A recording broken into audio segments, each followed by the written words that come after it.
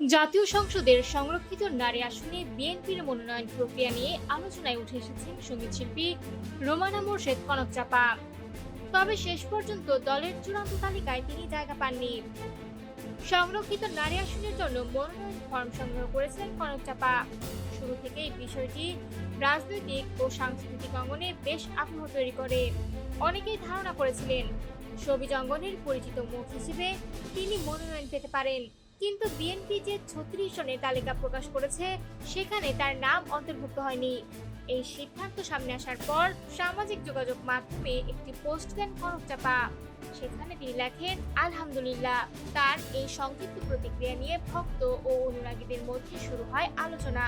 পরবর্তীতে আরেকটি পোস্টে তিনি বিষয়টি বিস্তারিতভাবে ব্যাখ্যা করেন। কনক চাপা লেখেন, জীবনে প্রতিটি পরিস্থিতিতেই তিনি আলহামদুলিল্লাহ বলেন এবং সবকিছুই আল্লাহর ফয়সালা হিসেবে গ্রহণ করেন।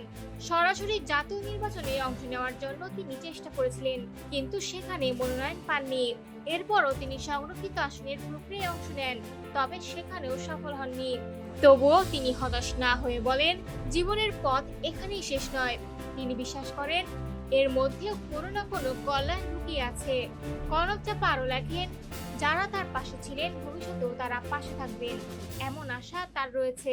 নিজেকে তিনি একজন সাধারণ মানুষ হিসেবে উল্লেখ করেন এবং জানান, রাজনীতির বাইরেও দেশের জন্য তার অনেক কিছু করার ইচ্ছা রয়েছে। এদিকে বিএনপি তাদের সংরক্ষিত নারী আসনের জন্য সেলিমা রহমান, নিপুণ রায় চৌধুরী, সানজিদা ইসলাম তুলি সহ মোট ৩৬ জনের নাম ঘোষণা করেছে।